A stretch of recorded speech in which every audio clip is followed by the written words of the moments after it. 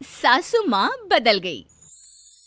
कहानी उस घर की है जहाँ बहू और बेटी को एक माना जाता था, लेकिन फिर अरे शिखा बेटा, तू रसोई में क्यों घुसी रहती है?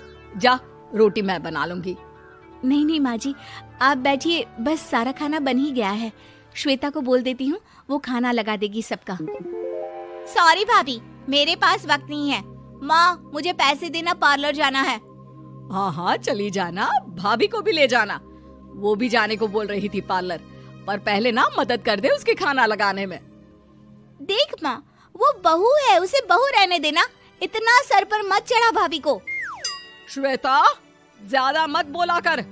बहू और बेटी में कोई फर्क नहीं होता है। जा जाकर काम कर। ननद को माँ का भाभी से इस तरह प्यार करना बिल्कुल अच्छा नहीं लगता। वो बार बार किसी न किसी तरह माँ को भाभी के खिलाफ भड़काती रहती, लेकिन कोई फायदा ना होता।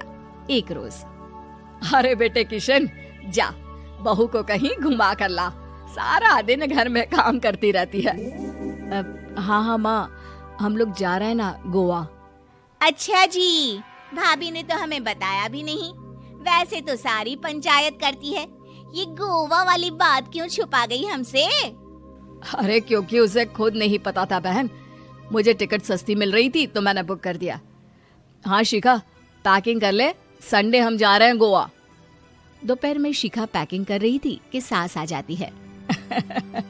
ये क्या बहू, साड़ियाँ? अरे गोवा जा रही है घूमने या फिर शादी में मायके हैं? माँ जी, ऐसा कुछ है ही नहीं, समझ में नहीं आ रहा क्या रखूं कपड़े में। अरे तेरी और श्वेता की साइज तो एक ही है, उसके कुछ मॉडर्न कपड़े ले ले, आकर लौटा देना।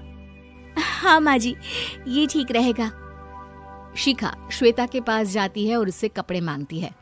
ना जी ना, मैं अपने कपड़े ना दूं, वैसे भी फैल जाएंगे मेरे कपड़े, बहुत महंगे वाले हैं। शिखा मुंह लटकाकर कमरे में आ जाती है तो सास कहती है, चल तैयार हो जा, तुझे मैं शॉपिंग करा कर लाती हूँ गोवा की।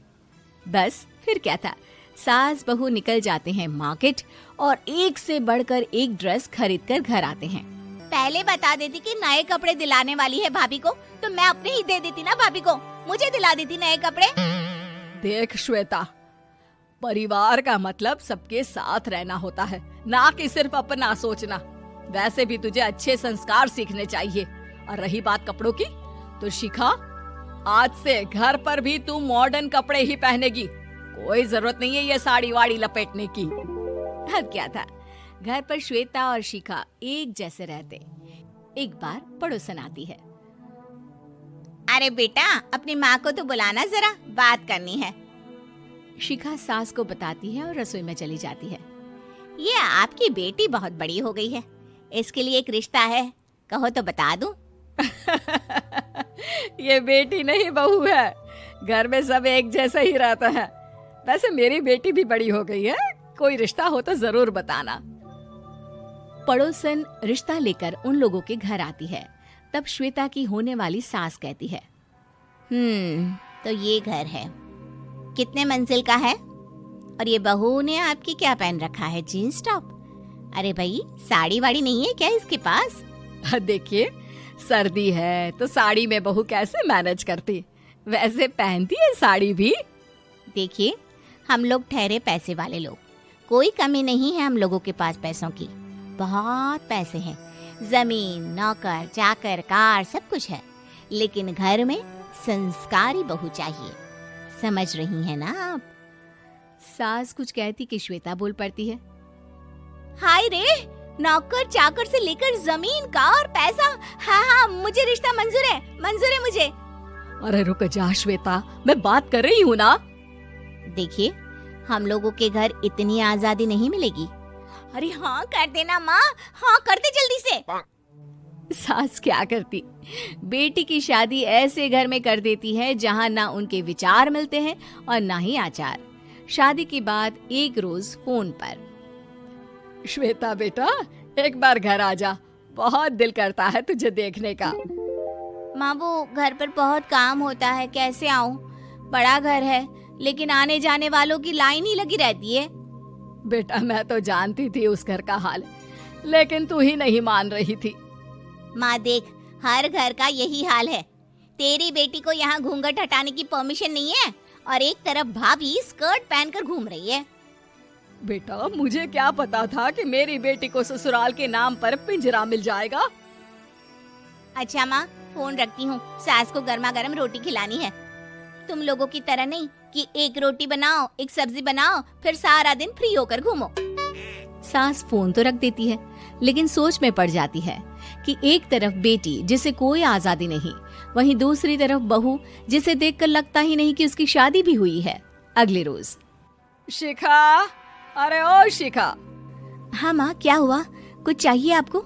मैं जिम जा रही थी। जिम के कपड़ों में बहू को देखकर सास को घूंघट में अपनी बेटी का ख्याल आता है। देख बहू, घर में बहू की तरह रहा कर।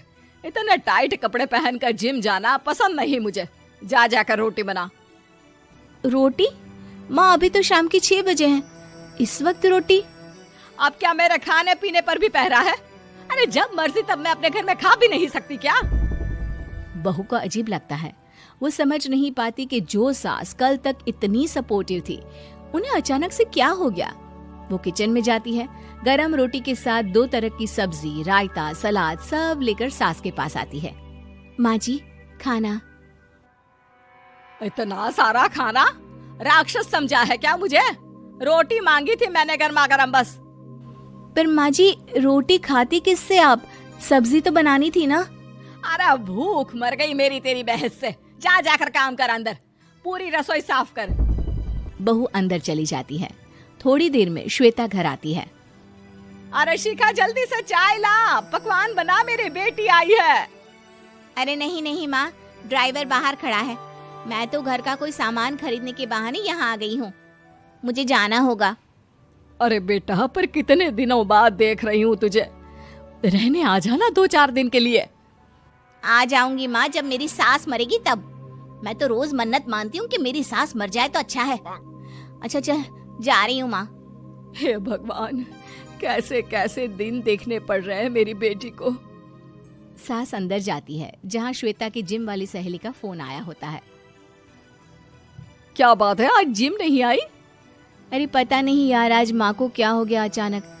पर खैर कोई नहीं, लगता नहीं कि मैं अब जिम आ पाऊंगी। शिखा स्पीकर पर बात कर रही थी, जिसे सास सुन रही थी। यार ये सास ना होती ही ऐसी है। मैं तो कहती हूँ बुढ़िया जल्दी मरे और तू आराम से जिए। शिखा को सहेली की बात पर गुस्सा आ जाता है। माँ के मरने की कौन सा बच्चा दुआ मांगता है मोहिनी?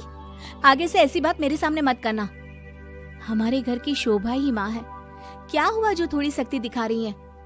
उसमें भी कोई ना कोई उनकी भलाई ही होगी। मैं तो कहती हूँ भगवान मेरे जैसी सास सबको दे, जो सिर्फ माँ की तरह है। सास वाली तो कोई बात ही नहीं है उनमें। सास ये बात सुन रही थी। उनकी आंख में आंसू आ जाते हैं कि क्यों वो बेटे की किस्मत में बहू को भी भागीदार बना रही थी। शिखा, अरे ओ शिखा, क्या हो गया? जिम नहीं जाना क्या?